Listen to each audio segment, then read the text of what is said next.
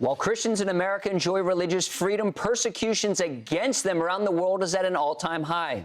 That's right. A new report from Open Doors revealing the top 50 countries where more than 388 million Christians experience high levels of persecution and discrimination, with Pope Leo echoing those same concerns. That the persecution of Christians remains one of the most widespread human rights crises today, affecting over 380 million believers worldwide. They suffer high or extreme levels of discrimination, violence, and oppression because of their faith. Sadly, all of this demonstrates that religious freedom is considered in many contexts more as a privilege or concession than a fundamental human right.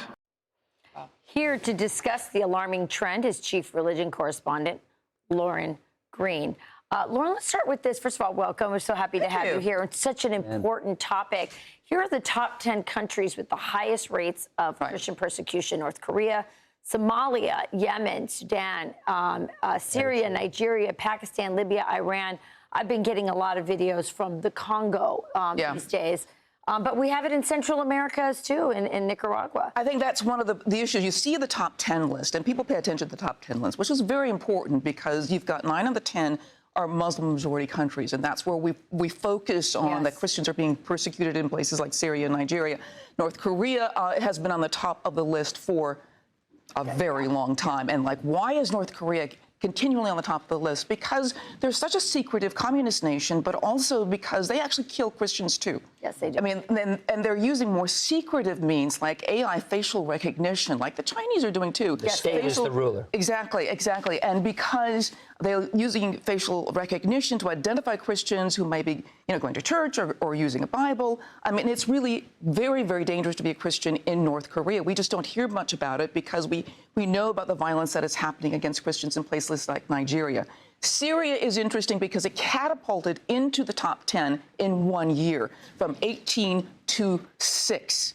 Because of, and this shows how the geopolitical forces are at work. The fall of the Assad regime in late 2024 produced this vacuum to which extremists sort of came right into. Assad was, for all his faults, was somebody who did protect Christian That's exactly minorities. it. This is why the geopolitical forces are at work here, because if the Christian says, no, Assad's protecting us, then, of course, the Assad regime falls, and now the extremists fill that vacuum, and their number one target now are Christians. We want to rid that area of Christianity in total. And the Druze as well in southern Syria. You've seen the Israeli forces trying to protect them. Yeah, sure. Ryan Brown, the CEO of Open Doors, earlier this week talked about that persecution. Here's a little bit of what he said.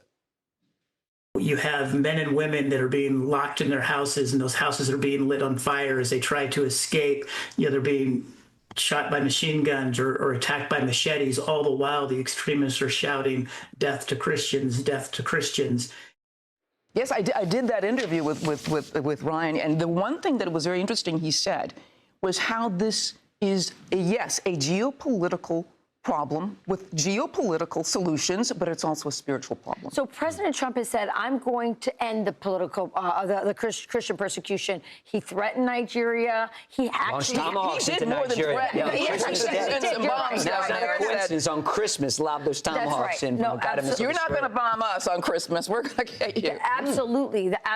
And he has an office dedicated to helping him sort of get alerted about what's happening. So President Trump has done more than that, because remember, the Biden administration took Nigeria off the list of countries of particular concern.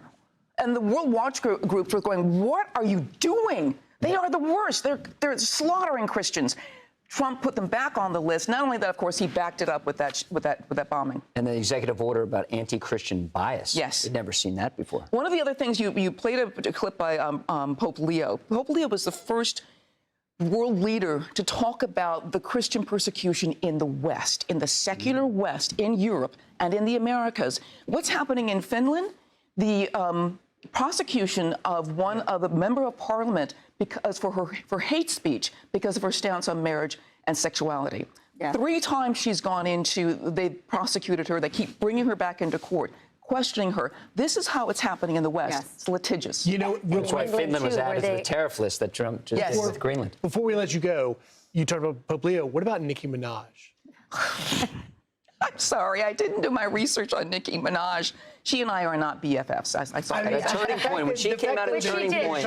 She brought a lot of spotlight to the issue as well. I think a lot of these celebrities, when they come out for Christian conservatives, they are being bold because they have to be. When you've got a doctor, a Supreme Court justice who can't define what a woman is, now that's just the definition of anarchy. Yeah. You know, and I think this is why they're doing it. It's like, no, we've gone a little too far. Pope Leo deserves credit. The last pope talking a lot about the climate, never talked about the persecution of Christians, much less in the West, which, as you said, is litigious and it takes a different form. Right. But it is persecution nonetheless. Christians, the #1 persecuted religion in the world.